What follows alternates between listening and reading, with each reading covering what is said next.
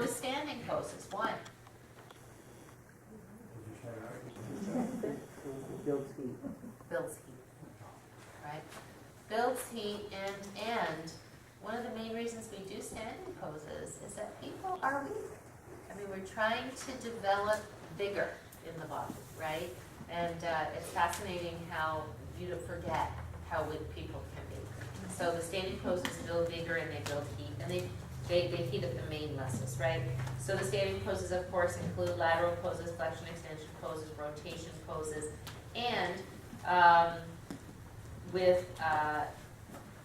I put utilizing floor work or vinyasa in between standing poses for yoga 2 to 4. So I don't with yoga 1 get up and down off the floor much unless I'm trying to make a point and I want something to be learned on the floor first. For yoga 2, sometimes I will get down on the floor in between. Mostly I'm teaching, and that would be in down dog and chakra Vrksasana.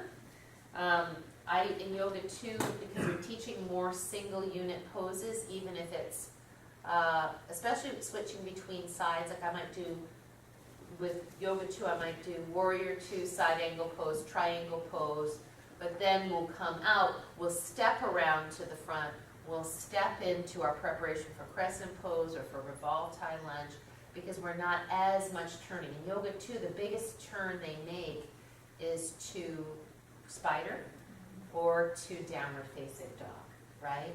I put a lot of chakra Vrksasana in between in yoga 2 because it helps them to release tension. In case they were putting all their weight in their lower back when they were trying to do something, they get to release the lower back. So yoga 2 has less of the up and down off the floor, but some.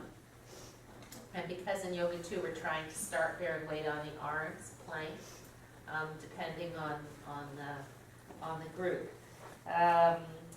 Floor work then. So generally we kind of do, once we've done a whole bunch of stuff standing up, we say, okay, well let's lay on our backs. So it just, they've learned from the time the first day they came to hug in and windshield. And it's just sort of a nice moment. It's not like you have to do that, but I just think everybody loves that moment. It's like the commercial, right? You just watch this half the show, now you got your commercial, and now you know you're going into something else. Not crucial, but it generally feels good. I thought it was funny that Larry taught that windshield wiper like it was the most profound and amazing thing that ever been created. Didn't call it windshield wiper. Oh, do this, it's just great. Yeah, good idea. On the standing pose, artist Salavasana. Shavasana, yeah, it's spelled S-A. Oh, that's Salavasana. Correct. Yeah. Right. There's probably a little mark on the A somewhere. Where would you put small motor movement warm-up? Right, great question. So, I would put it in between. So, say I just was doing, say it's yoga 1. And, small motor movement we do here. We do this, right? This is a small motor movement. We haven't really warmed up. But that's because we're going to be coming to downward facing dog and all that stuff. But all of this stuff, if I know I'm going to be putting hands on chair, I might do it just before that. Okay. So I've done something, and it's a way to relax a little bit in between. I also put it after things, like if we're doing seated pigeon on the chair, then we stretch that leg out, and that's a place that I put foot circles because it kind of fits and it gives that leg a little stretch. But just, and sometimes I'll put in between, let's do a neck stretch here. I'll put it at the end, sitting down. I put that on our sheet. Sometimes at the end I'll finish with that. But you just want to be, you don't want to have people standing and doing things that are small motor movement without having them kind of engaged first. Because you can use those as breaks. Does that make sense? And then I have kind of a follow-up question, which you sort of just answered. For me personally, I tend to stretch my feet and hands all day long. Just, right. You know, it's kind of, I just do. Good. And when we are in pigeon on the floor, I tend to rotate my feet a lot. Is it okay to add little small motor stretches and things like that, or would you consider that like throwing something in that's sort of disparate and not really functional or essential. It depends on the group. Okay. Like especially something like pigeon, where your face is down. No, on the back. If I'm on my back. Oh, on your I back. have a needle. Oh, yeah. No, not Okay. face down pigeon. I have Oh. a needle, that would be weird. Yeah, that's what I was going like, okay. No. Yeah, you could do that.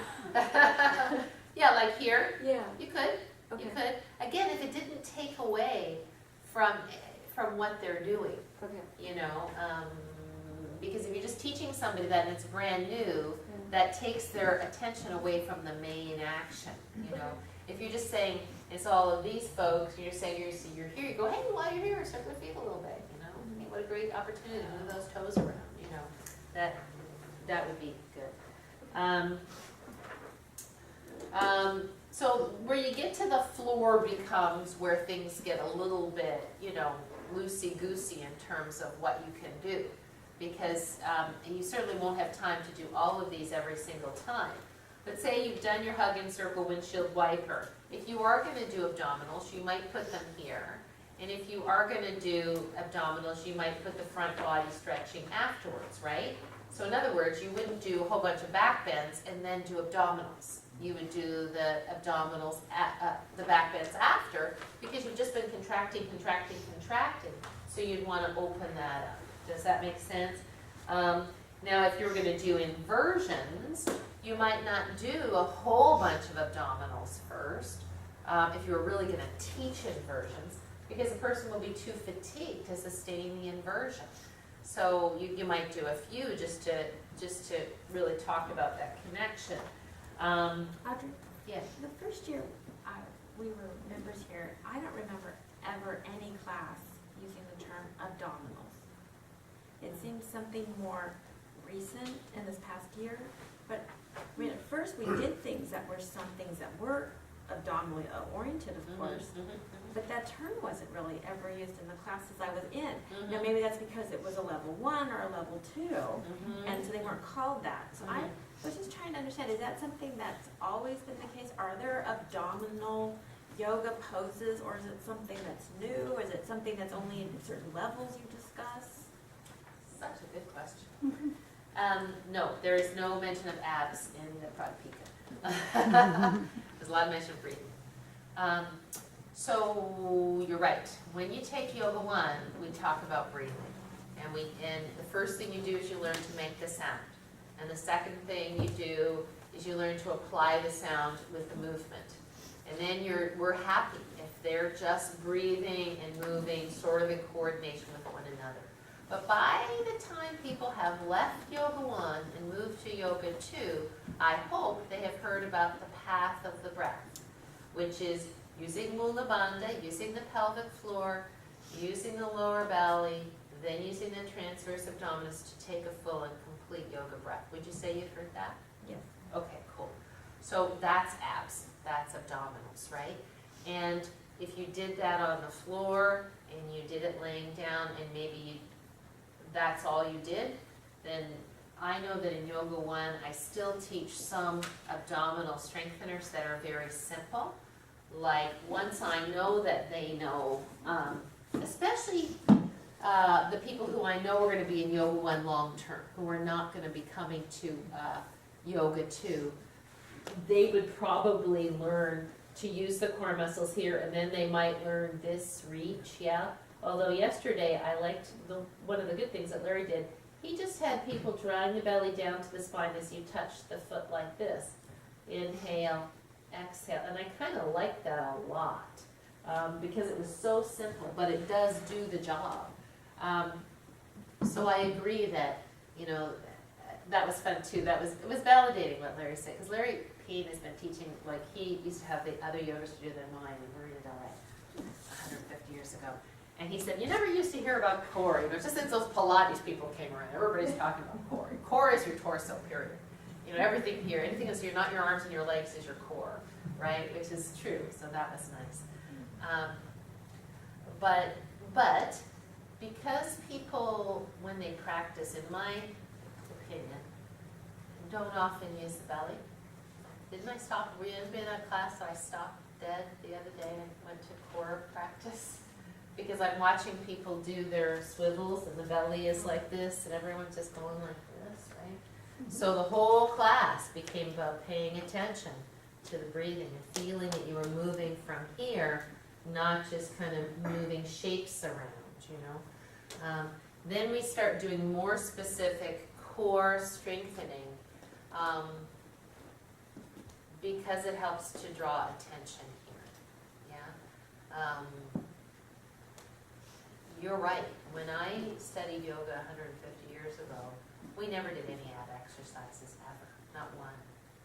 It was just lots of asana and, you know, learning to breathe.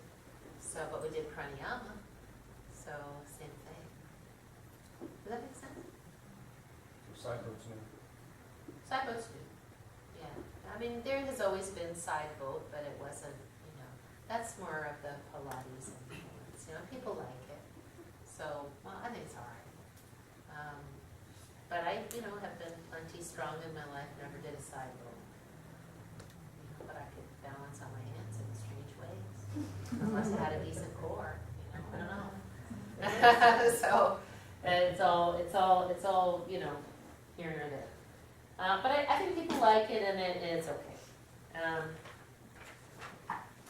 Is that okay? Is that an okay answer? Okay. If I'm not answering your question, let me know. And so, you know, as we get more, we start talking more about floor work. We'll talk about how to incorporate these.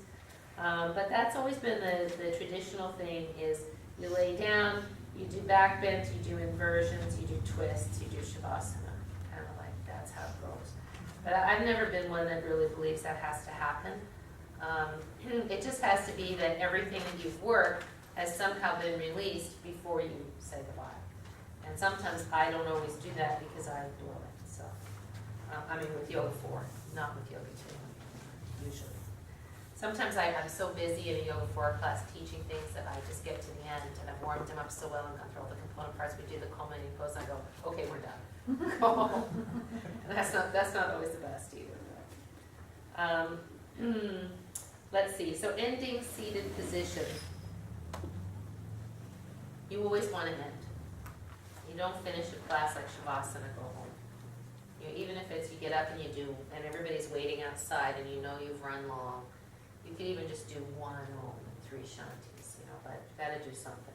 If you have time, sometimes it's nice to get up, and specifically doing a lot of arm stuff, if you haven't gotten it in, you can certainly do some, you know, neck stretching, you can do some eye clock, all that kind of stuff.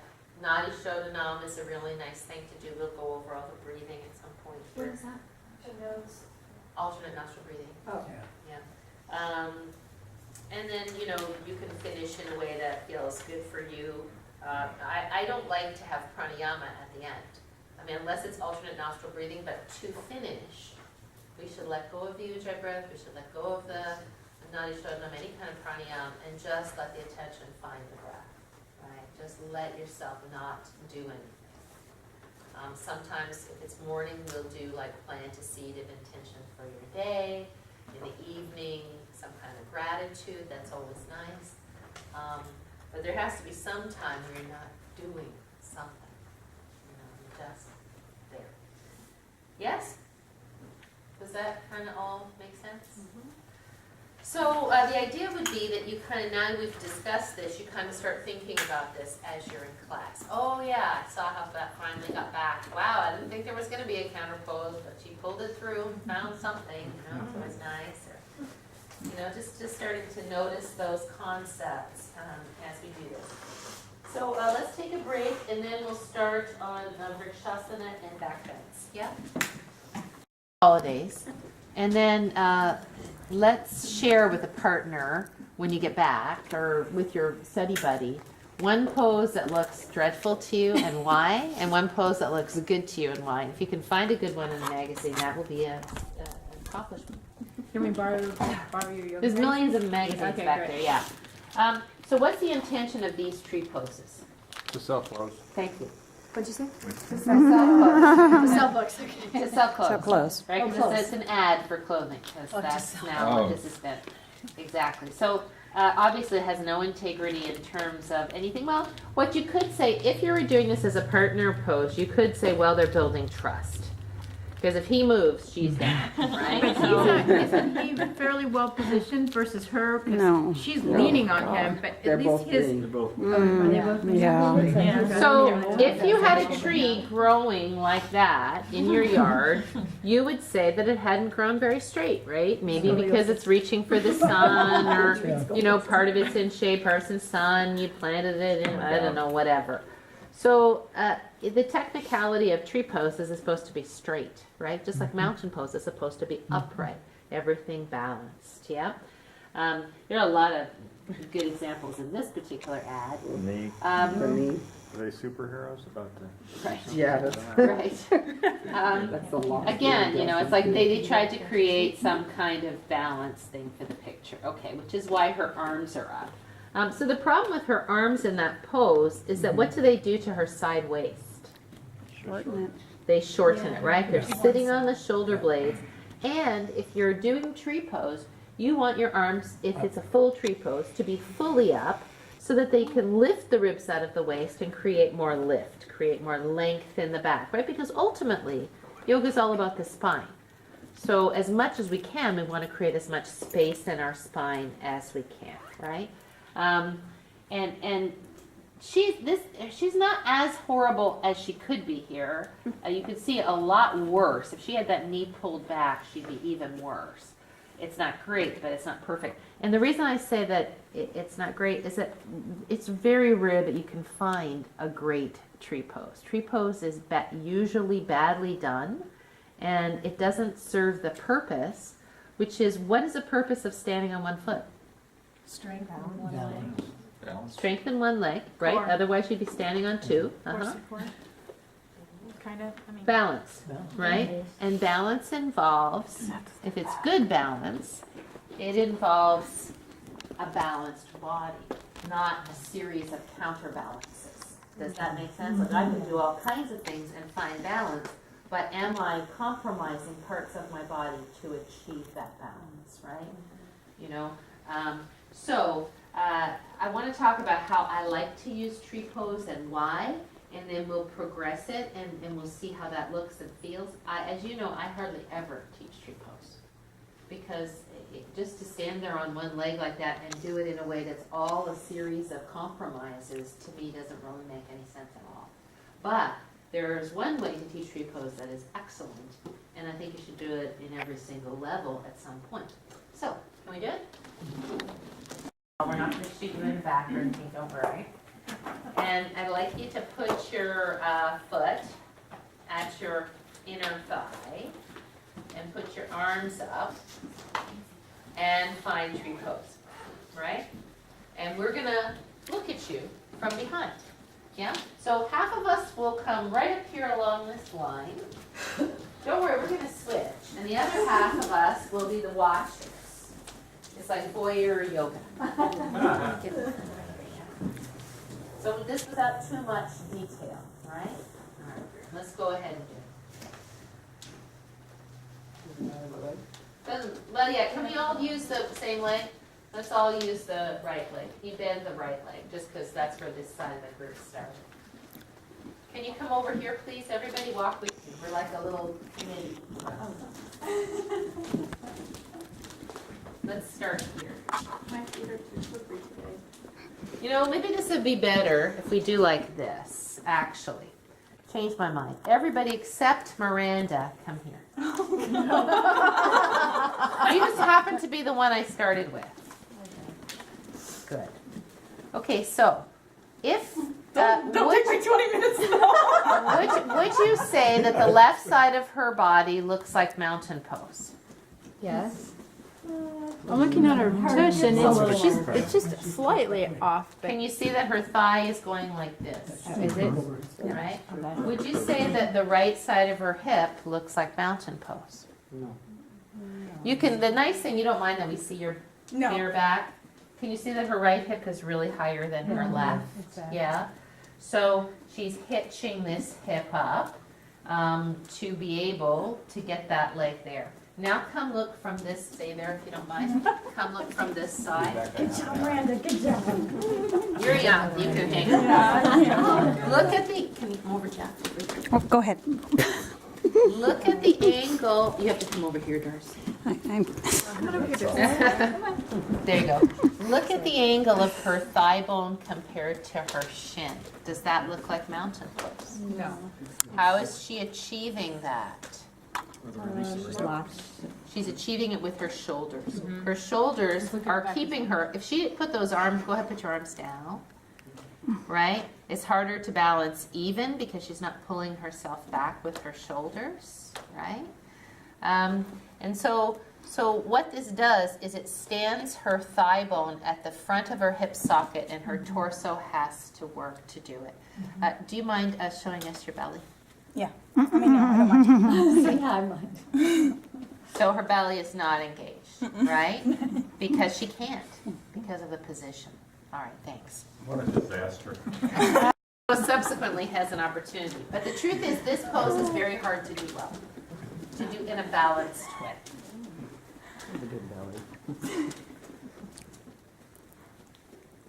So come to the side.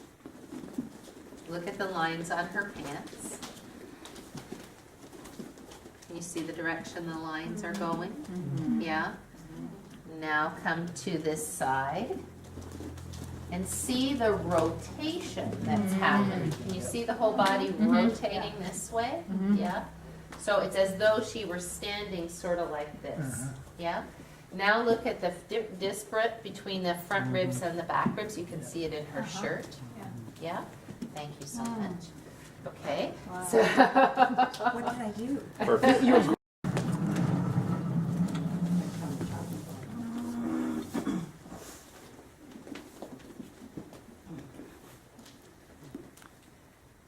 okay. So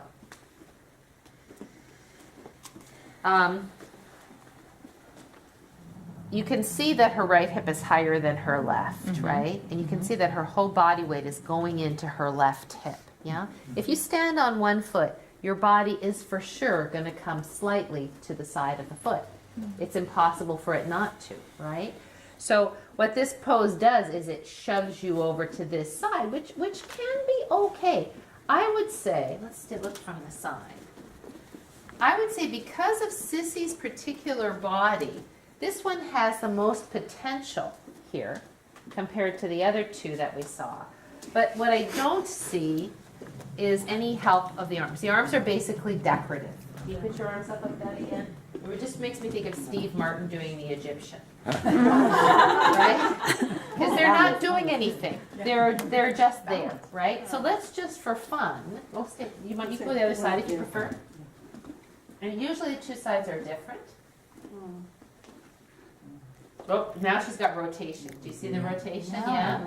Quite different on this side. Yeah, go back to the other side, because that's that I don't even have any help for. All right. Yeah, she's got more rotation now. Again, I think your foot isn't straight on the bottom. There you go.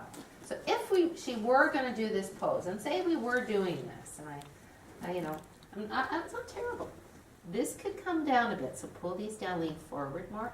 Okay, so we get that start. Lift up, lift up. Just there, maybe. Yeah, no, see, it's not gonna go. Just like that. Now this knee slightly forward. A little, somewhere in between those two, just slightly. Just a little bit back more. See, explore it to the point where we don't see this go. And then that thigh back and belly.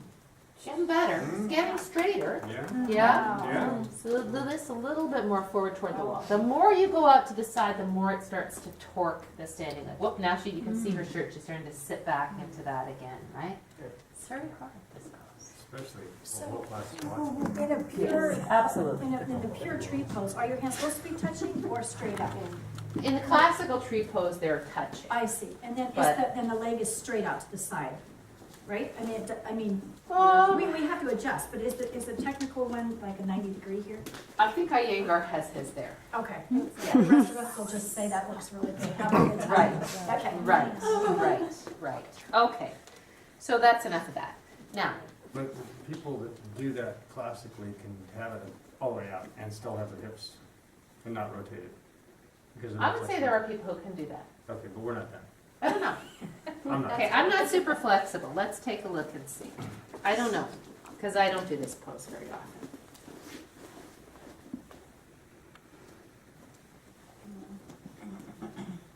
Now, I've got weight coming out here. I can feel that, yes? My knee is not completely side, but I'm working here and I'm pulling my weight back to my heel. I'm taking this arm up to find the weight coming more midline. Looks like your right hip's up. A little bit. Is my Yeah. right hip up? Yeah. A little bit. Tiny. Just, Yeah. just not. There you go. Now look at my outside thigh, my left side. Yeah. Is it straight or is it forward in the hip socket? Pretty straight? It's hard, I mean, it's really hard, but I have a certain intention when I'm doing it. And the intention is to stand. If I were standing in mountain pose like this with my thigh bones forward, you would say, why are you standing there like that, right? So our intention when we stand on our legs is to put those thigh bones in the center of the hip socket and to level the pelvis, right? Not to be forward rotated, not to be tucked, but to be level, yes? So if I stand and you're standing here in mountain pose now, can you find that? Yes? If you pinch your glutes, what happens to your thighs? They come forward and out, so that's not very good. If you shift your weight to your right leg and pick up your left foot just a little bit, right? Just a slight turnout. What starts to happen to your pelvis? Which way does it start to go? It could start to go out here, or it could start to go forward, or it could, if you're kind of tight, hamstring and hip-wise, you could feel like you're kind of standing like this, yeah? But in general, if when you stand on one leg, you contract the standing glute, so contract your right glute, do you feel how this gives stability? And it gives lift. So, why? Because what's the function of gluteus maximus? It's wrapping, external rotation, right? It's not just padding to sit on. Although that's a good function too. That's a function of the adipose tissue. Which is why it's okay to have some. Otherwise your buttock bones hurt you. So if you contract your glutes only, pinching a quarter between your buttock cheeks when you're standing on 2 feet, your thighs go out and forward, yeah? But when you come onto 1 foot, what wants to happen, because now this side of the body has been relieved of holding, this leg has been relieved of holding this side of the body. Number 1, the body wants to find a release valve to catch you. So for some of us, it will be pelvis coming forward, thigh coming forward, shoulders coming back. For some of us, it will be knee wanting to come in a little bit. So this in a bit, like this, yeah, because it's saying, hey, you're going that, you pick this foot up, oh, you're going that way, yeah? And so the body will try to catch. So when that glute wraps you around, it's literally pulling you away from falling into this side. Does that make sense? This side of my body, now I take the support, the Lego structure, out from underneath it. So when I contract that glute, it pulls me back and into the hip. So this is a good thing. This is one time where contracting your glutes, standing on one leg, is a good thing.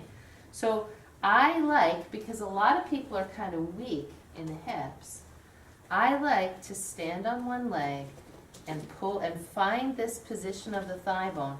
And also, what do you have to use here? Core. Can't stand like this. It's not going to work, right? So you've got to find that level pelvis to stand here well. And then you might take the arm up. But again, if you don't have really good shoulder flexibility and your arm's like this, is it going to help you? It's not. It's going to probably, you're going to be dealing with the arm and your thigh bone's going to go forward. So if the arm can't come up reasonably to lift the ribs, then keeping the arm in it not so useful. Does that make sense? Now, again, the hip might come out a little bit, it has to, but it shouldn't look like it's like this. The thigh bone shouldn't be rubbing on, can you just do that for fun? Pick up your foot and then shift your hip like Mae West, and you can feel the thigh bone rubbing on the outside of the hip socket, right? So the thigh bone moves to the midline. The pelvis lifts by using Mula Bandha and the belly, no, not Uddiyana Bandha. No. Uddiyana Bandha. Yeah. Because you'd have to have some kind of lack of breath there. Uddiyana Bandha happens with no breath, right? So when you go, now you're out of breath, that's the moment when Uddiyana Bandha happens, right? So belly into spine for sure, hip into center, and then finding your standing position without this thigh bone coming forward. Is there an emphasis weight midfoot or towards the heel, towards the toe? It's a great question, and it applies to all standing in mountain pose. So your weight should not be on your toes. And when you're standing up, your weight is never on your toes unless you are, Coming up on your toes? unless you're coming up on your toes or unless you are coming forward. That's when the weight goes to the toes. But the toes should be down but spread out, and we will say weight to the heel. But really what that means is aligning your hip joint over your ankle. But when you feel like your weight is to your heel, it's actually midfoot. Does that make sense, everybody?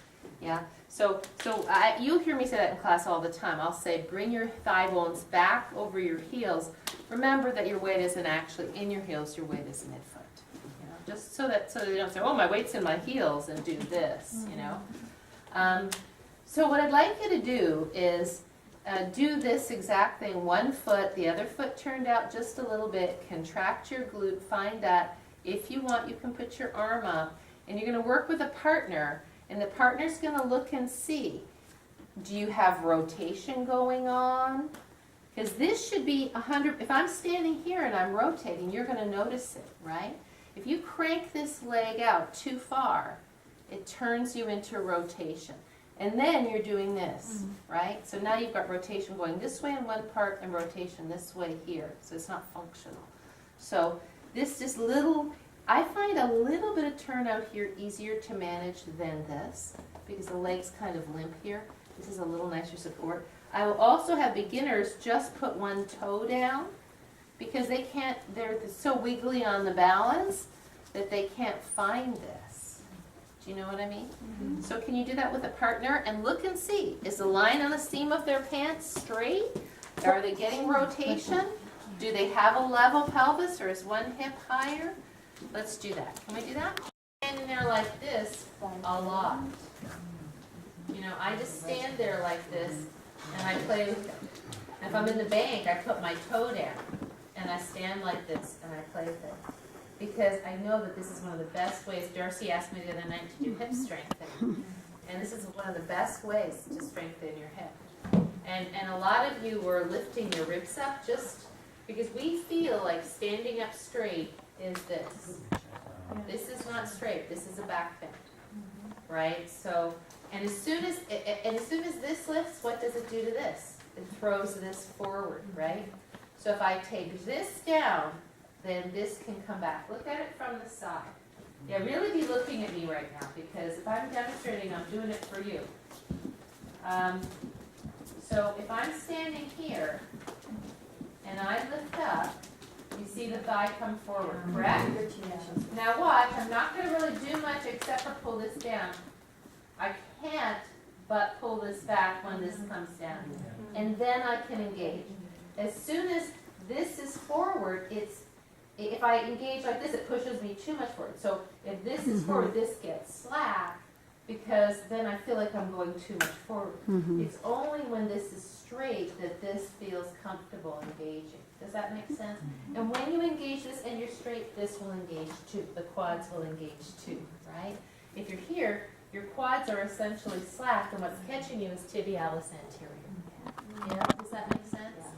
So, like for me, If you're gonna work on tree pose, work on that first. And that's as much tree pose as I'm gonna teach you. Because as you saw, we haven't really got this going on.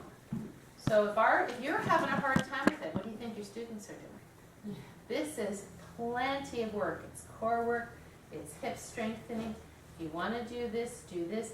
But the problem is, again, people get in their mind that the only reason to do this is to do a pose.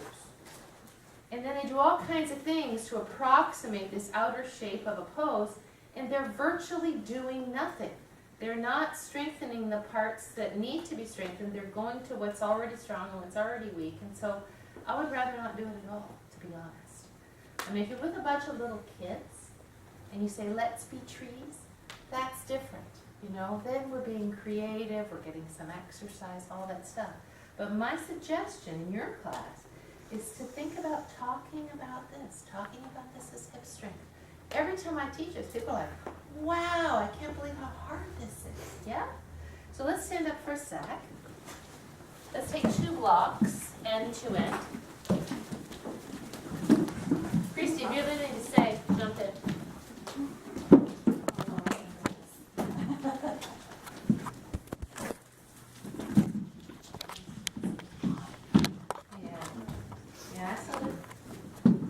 So the idea is to stand on one leg, right? Watch. We're going to stand up on the block. We're going to let this leg hang. And we're going to try, as much as we can, to keep, exactly as we did before, this thigh bone from going forward. The nice thing about the soft block is you can really feel when your weight starts going to your toe. So with your other leg hanging, pull that standing thigh bone back. Can lift the belly and feel the glute engage of the standing leg. The other leg completely limp, just hang. If you, just for fun, bring your weight to your toes, push your thigh bone forward, feel what that feels like, then pull it back.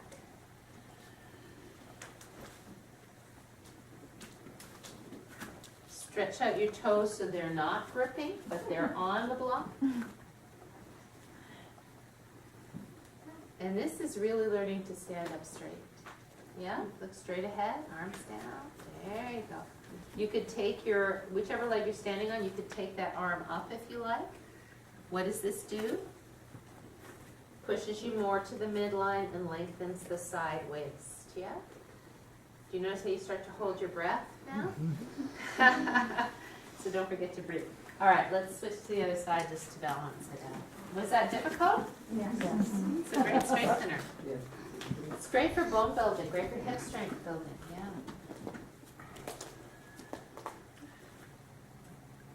Straight ahead look. Thigh bone back in the hip socket. Don't hyperextend your knee because you're trying to stand straight. So leg straight but not locked.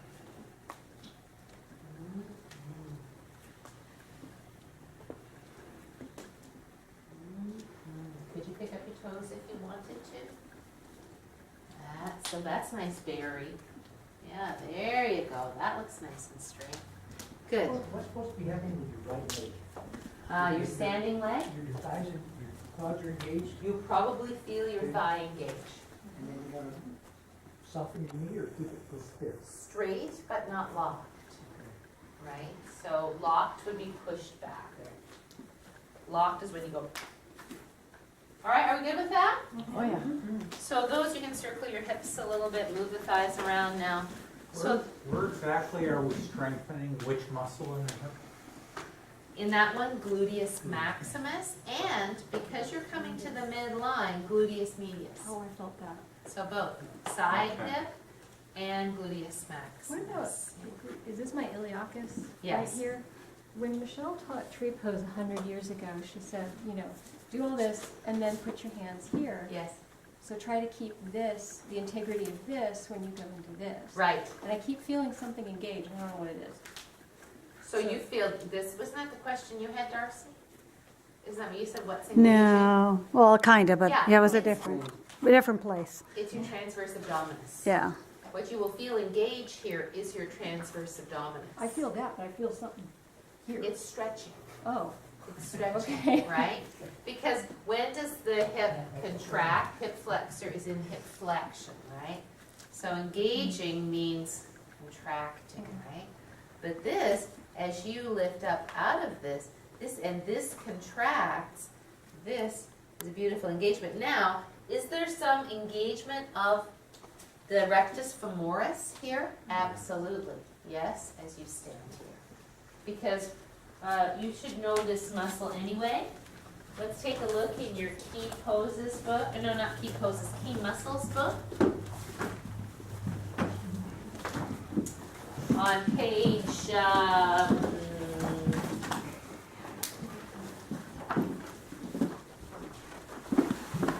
yeah, page 96. Share with you. Do you see the rectus femoris? So it's the one closest to the spiral binding of the book. You don't have a spiral binding. Closest to the midline of the book. Oh, yeah. It's the medial quad, right? Over the vastus medialis, the big muscle that connects to the pelvis, right? So as you play with the pelvis, you're probably feeling that. Does that make sense? Exactly. Yeah, everybody? And that's kind of the beauty of that, is that if the hip is forward, right, high, you'll feel it becomes a back bend. You'll feel some stretching here, but what's going on elsewhere in your body? If this is forward and stretching, what's going on somewhere else? What's contracting? Extension in your back.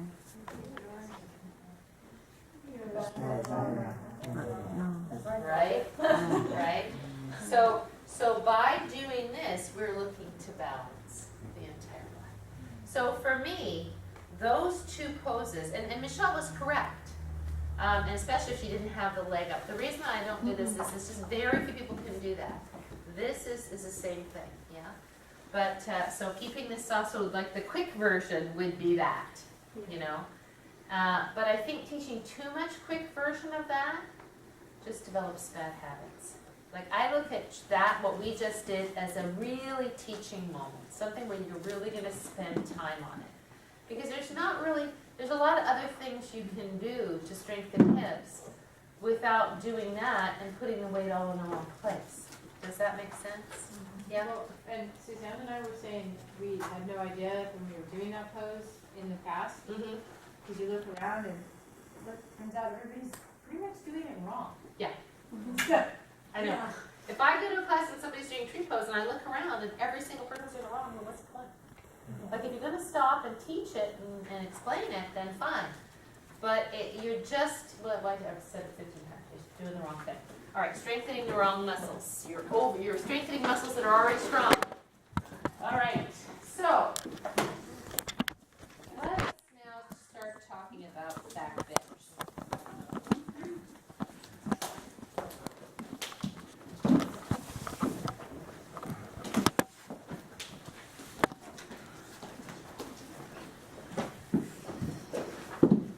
So I already put in here what the definition is. The definition of a back bend is contracting the back of the body to open the front of the body in some way, shape, or form, right?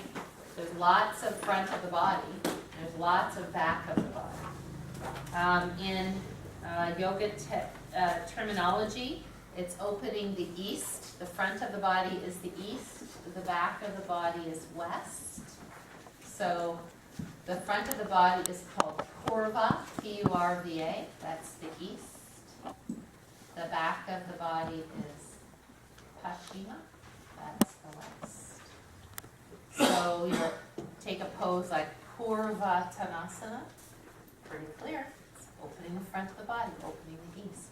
So when you're a baby and you stand up, finally you've been going from this to this to this to this, and you get to here, the east of your body opens up and life is good, right? You're walking into your life. And then as you get older and you start doing more work and your shoulders carry the weight of the world a bit, you start going like this, right? And the west of the body starts dominating the east until the sun sets on your life, right? And evolution of humankind. Right? That's kind of how it goes. So, the thing for us, and particularly for middle-aged people, is you want to prevent the sun from setting physically as long as you can, right? So we're trying to keep the east open and let the west support us in that openness, yeah? So that's the idea of backbending. However, backbending doesn't have to mean creasing the back. And a lot of poses that are traditional backbends, I call back creasers, where they put an incredible amount of, there's a bend like this, which is an arc, right? Can you see my hand making an arc? Pretty even force all along here. If I go like this, there's for sure more force right here, right? So my perception, unless you want to be in the circus, or unless you need it for your job, is that there's no need to crease the back. That gets kind of excessive. That arcing, relatively even force in the back, very, very important. Yeah. So the simplest back bend is, I'm standing here, got my 13 inches. What's the very simplest back bend?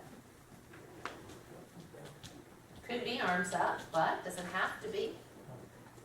The simplest back bend would be for me to go like this, right? For me just to let the hips come forward and open the 13 inches. Now I'm in a back bend, right?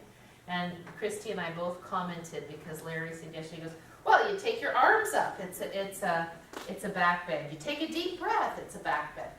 But only if you're not standing straight to begin with. If I'm standing like this, and I take a deep breath, and I do this, then you could say, yes, that deep breath is a back bend.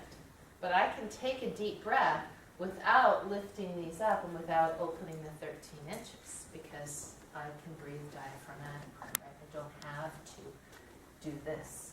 And if I take my arms up, yes, it can become a back bend, but it doesn't have to become a back bend. So I would disagree with that. And we should just know the difference. Let's So see. basically, did you just move your shoulders back?